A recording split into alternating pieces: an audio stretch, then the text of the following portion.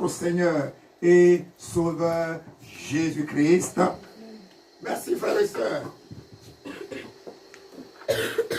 d'être venus ce matin malgré la semaine, malgré le mauvais temps.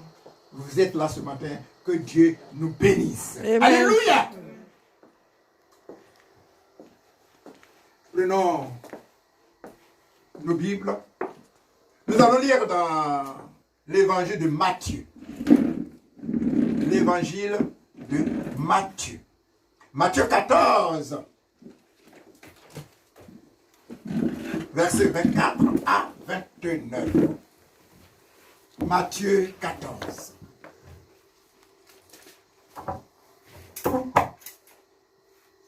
C'est chaud aujourd'hui, hein, parce que l'autre ne suffit pas. Ah là, c'est grave. Alors, gaz. Alléluia.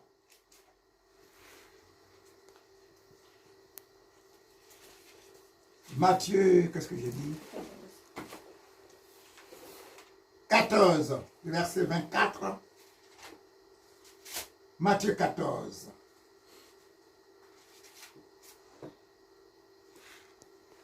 Si vous avez trouvé, je vais lire. Matthieu 14, du verset 24 au verset 29. Je lis.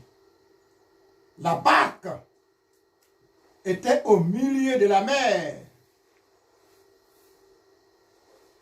était battue par les flots, car le vent était contraire. À la 4e veille de la nuit, ça veut dire entre 3h et 4h, Jésus alla vers eux, marchant sur la mer.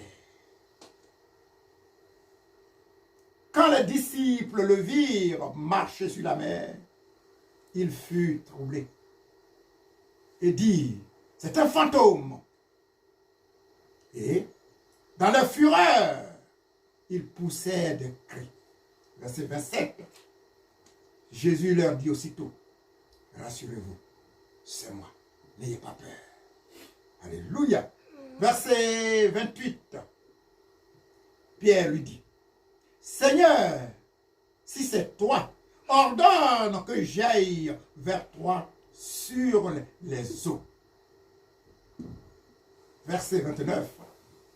Et il dit, Jésus lui dit, viens. Pierre sortit de la barque et marcha sur les eaux pour aller vers Jésus. Amen. Amen. Père Céleste, nous voulons te dire que tu es Dieu. Seigneur, tu es le véritable. Sans toi, nous ne sommes rien. Nous voulons ce matin, oh Dieu, écouter ta parole. Seigneur, je suis qu'un instrument. Qui suis-je? Rien du tout. J'ai besoin de toi, Seigneur. Parle ce matin à travers moi au nom de Jésus de Nazareth. Merci, Seigneur. Amen. Amen.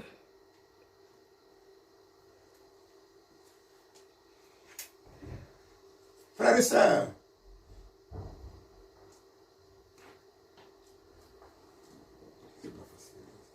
Matthieu est l'un des 12 disciples de Jésus. Dans cet évangile, Matthieu montre aux Juifs que Jésus est le Messie. Hein? Les toilettes en haut, ils ont un problème. Qui a été promis Du haut, ils ont un problème. dans l'Ancien Testament. Jésus est le Messie qui a été promis dans l'Ancien Testament. L'évangile de Matthieu parle principalement de la naissance de Jésus, de sa vie, de son enseignement, de sa mort et de sa résurrection. Amen. Amen. Le thème que je donne ce matin, osons prendre des risques avec le Seigneur. Osons prendre des risques avec le Seigneur. Oser, ça s'écrit de deux façons. Oser avec un statut qui est adjectif, audacieux, grande hardiesse, et oser, un verbe, qui est avoir le courage, c'est à peu près pareil. Mes frères et sœurs, attention. Ne tentons pas Dieu. Ne tentons pas Dieu. Nous prenons ce temps-là. Nous essayons de prendre des risques avec le Seigneur pour l'œuvre de Dieu, pas pour tenter Dieu. Jésus m'a dit dans Matthieu 4, 7. Attends, je vais lire parce que il faut qu'on précise. Ah bon, on m'a dit de oser. Attention, Matthieu 4, verset 7. Jésus lui dit, il est aussi écrit, tu ne tenteras point le Seigneur ton Dieu. Alléluia, attention. Ça veut dire qu'il y a 4 jeunes filles qui ont été à la veillée des prières. Et le pasteur a prêché sur ce thème. Et quand elles sont sorties, en allant à la maison vers 5 h du matin, elles ont vu un grand fleuve. Elles ont dit, attention, Pierre a marché sur l'eau. Jésus aussi a marché sur l'eau. Alors on va essayer.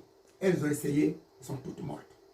Attention, osons prendre des risques pour le Seigneur, pour les œuvres de Dieu. Alléluia. Amen. Attention. Ne dites pas que, oui, Gaston nous a dit ce matin d'oser, de prendre des risques. Attention, je veux me jeter sous le train et je pense que je serai sauvé. C'est pas ce que je vais dire. Bien-aimés, dans ce texte de Matthieu 14, 24, 29, Pierre a osé prendre des risques, mais en s'appuyant sur la parole du Seigneur. Jésus lui a dit, viens. La Bible dit, Pierre sortit de la barque et marcha sur les eaux pour aller vers Jésus. Alléluia. Amen. Oser prendre des risques avec le Seigneur, c'est vivre la foi. Alléluia. Oh Seigneur, quelle grâce. Je vais demander à quelqu'un pour lire Luc 17, 6. Regardez ce que je veux dire. Luc 17, 6. Luc 17, 6. Oser prendre des risques avec le Seigneur, c'est vivre la foi. La foi. Luc 17, 6. Le Seigneur répondit, si vous aviez de la foi, gros comme une graine de moutarde, vous pourriez dire à cet arbre, semeriez, déracine-toi et va te planter dans la mer, et il vous oublierait. Alléluia, frères et sœurs. J'ai mes arbres dans la cour ici. Devant des invités, je suis là. Et puis j'ai dit, là, déplace-toi. J'ai pris des risques. Et si je ne se déplace pas, ils vont dire, oh, mais toi, dis donc, toi aussi, tu exagères. Hein? Bien-aimé, prends des risques. Prends des risques, c'est oser. Oser vivre avec la foi. Bien-aimé, parmi tous les disciples de Jésus présents dans la barque, Pierre seul a osé s'avancer au-delà de la zone de confort. Bien-aimés, osons à nous avancer au-delà de notre zone de confort. Je suis certain, le moment que Pierre sortait de la barque, les autres disciples se sont dit, mais qu'est-ce que Pierre, toi tu fais là? Tu exagères, Pierre. Où tu vas? Où tu vas? Tu vas marcher sur l'eau. Oh, Pierre. Pierre a osé. Et Pierre a marché sur l'eau, aller vers Jésus. Nous savons le reste, parce qu'il a eu peur, Pierre s'est enfoncé. Mais sans ça, Pierre a marché sur l'eau. Alléluia! Amen. Alléluia! Amen. Osons, frères et sœurs, faire l'œuvre de Dieu. Osons faire l'œuvre de Dieu.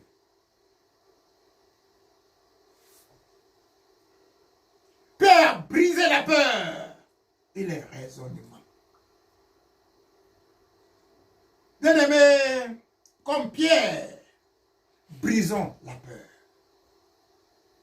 Brisons les raisonnements. C'est ça, frères et sœurs. Et avançons au-delà de notre zone de confort. Alléluia. Amen. Obéissons à la parole du Seigneur. Vous savez que dans Jean 1, 22, il ne suffit pas d'écouter la parole. Il ne suffit pas seulement, mais il faut mettre la parole de Dieu en pratique. Mettons la parole de Dieu en pratique. Mettons la parole de Dieu en pratique. Bien-aimés. Appuyons-nous sur les promesses, sur les ordres de Jésus. Dans la Bible. Frères et sœurs. Appuyons-nous sur la parole de Dieu. N'écoutons pas seulement, bon, j'écoute la parole de Dieu, je finis, je ferme la Bible et j'oublie tout. Non. Frères et sœurs, mettons réellement la parole de Dieu en pratique. Osons les promesses de Jésus. Jésus a dit, si vous croyez en moi, vous ferez ce que je fais. Même vous ferez plus. Jean 14, 12. Osons poser les mains aux malades. Osons à prier pour les malades. Intercéder pour les malades. N'ayons pas peur.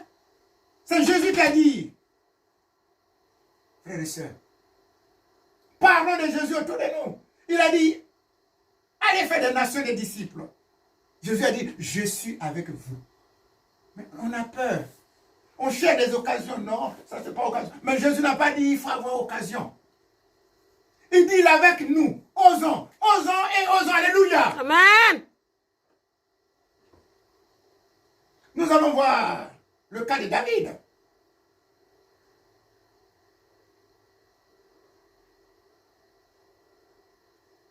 Bien-aimé, David n'avait aucune formation militaire, comme nous le savons tous. David n'a aucune expérience réelle du combat. Lorsqu'il part combattre le géant et chef militaire Goliath. Ce texte, vous connaissez tous. Les Israéliens vont faire la guerre avec les Philistins. Avant, pour faire la guerre, les gens se mettent en rang là et ils se battent. Il y a un Philistin qui sort au milieu du camp des Philistins. Il se met là, les gaillards, il dépasse ici. C'est un chef militaire. Il dit, entre vous là, celui qui veut, il sort du rang, il se bat avec moi. S'il me tue, nous allons être vos esclaves. Mais si moi je le tue, vous serez nos esclaves. David n'a que 17 ans. Il était derrière le mouton, son père a dit, va voir tes frères comment ils se portent. David arrive sur le terrain de guerre. Comme vous savez tous, je vais aller rapidement. Et il entend le Goliath insulter Dieu d'Israël. David dit, bon, moi je vais aller me battre avec Goliath. Il n'a que 17 ans. Il n'a aucune formation militaire. Il n'a rien du tout, je peux dire. Un 17 ans qui était derrière les moutons, qui surveillait les moutons. Il vient de se battre avec le chef militaire. Les gens lui ont dit, non, ne fais pas. Il dit, si, je vais aller me battre. Bien-aimés, avec le Seigneur, nous avons toujours la victoire. Alléluia. Amen. Nous allons lire 1 Samuel 17, 45. Ouais, Eric, tu peux me dire ça? 1 Samuel 17, 45. Je fais brièvement pour ne pas durer dessus. Vous connaissez ces textes-là. 1 Samuel 17, si vous avez le temps, vous pouvez le lire. 1 Samuel 17, 45. Alléluia. Quelle grâce.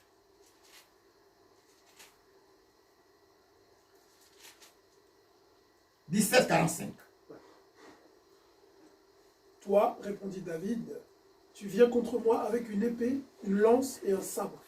Moi, je viens armé du nom du Seigneur de l'univers, le Dieu des troupes d'Israël que tu as insulté. Alléluia. Oh Seigneur.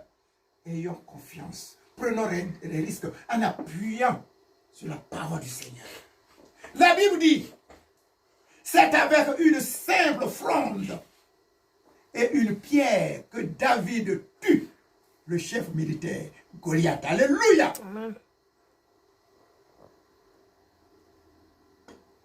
Sylvia, tu peux me dire 1 Samuel 17, 48, 49. 1 Samuel 17, 48, 49. Avec, vous connaissez ce qu'on appelle fronde. Chez nous, on appelle ça lance-pierre. C'est avec ça. David a tué Goliath. David a osé. Si tu as trouvé, tu me dis. 1 Samuel 17, 48, 49. 48, 49. Et tu te lèves, tu dis, s'il te plaît.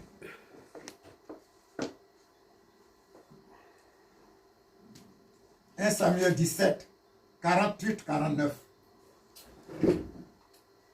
Aussitôt, le Philistin se remit à avancer en direction de David, qui de son côté se hâta de courir vers la ligne, ennemie au devant du Philistin. David plongea la main dans son sac, en tira un caillou et le lança avec sa fronde. Il atteignit le Philistin en plein front. La pierre pénétra dans son crâne et il s'écroula la face contre terre. Alléluia. Amen. C'est ça, David a osé se battre avec un jeune, un chef militaire. Il paraît qu'il a 6 mètres, je crois bien. Non, j'exagère un peu. Mais frères et sœurs, en le voyant déjà, toute la troupe d'Israël a peur de se battre avec lui. Mais un jeune de 17 ans, comme Ebenezer, il se lève là, il dit, mais je vais me battre avec le chef militaire. Un gaillard qui est armé, qui a tout. Il dit, je vais aller contre lui. David a osé. David a osé, alléluia. Amen. David a osé prendre des risques, mais en s'appuyant sur le Seigneur. Amen. Nous allons voir aussi le cas de notre patriarche, Abraham. Dans Genèse 12, 1 à 5. L'Éternel dit à Abraham, c'est comme, il avait 75 ans. Il est 20 fois plus âgé que moi. J'exagère un peu. Dieu lui dit, quitte. C'est comme aujourd'hui, vous êtes là. Dieu dit à quelqu'un de vous, quitte. Quitte la maison et ta famille, va. Je te montrerai où tu vas aller, mais lève-toi, va. La Bible dit, Abraham ne sait pas où il allait. Il prend sa femme, son neveu, ses esclaves, et il s'en va. Il marche, il s'en va. Alléluia! David a osé! Abraham a osé! Alléluia! Amen. Il marche, il ne sait pas où il va. Il ne sait pas. Et la Bible dit, Dieu a béni Abraham. Alléluia! Amen. C'est ça. Osons faire l'œuvre de Dieu. Osons. Il a accepté, et Abraham a accepté l'ordre et la promesse de l'Éternel, et pas sans savoir où il allait. Ça, c'est pas facile. Hein? À 75 ans, on te dit sors de la maison de ta famille et va. Et moi, j'accepte. Je sors. Je ne sais pas où je vais. Je prends des risques là, je m'en vais.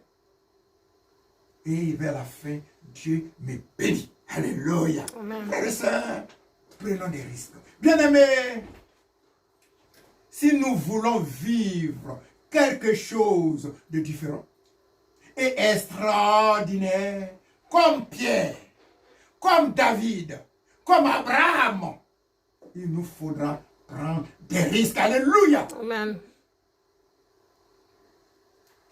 J'ai l'impression que les païens même prennent des risques plus que nous, les chrétiens. Je suis arrivé ici en France en 80, février 80. J'ai trouvé une chanson qu'on appelle « L'argent appelle l'argent ». L'argent appelle l'argent. Ça veut dire quoi? Il faut travailler avec l'argent pour que l'argent te rapporte l'argent. Alléluia! Mais si tu as cet argent, comme le serviteur du roi a fait, il dit, ah, moi j'ai peur, hein. Il creuse et puis il garde. Ça ne va pas te rapporter, il faut risquer. Il y a des gens qui jouent au loto, qui font des... Ils prennent des risques, ils perdent. Mais nous les chrétiens, je ne demande pas qu'on joue au loto. Mais prenons des risques pour le Seigneur. Prenons des risques pour le Seigneur. Alléluia.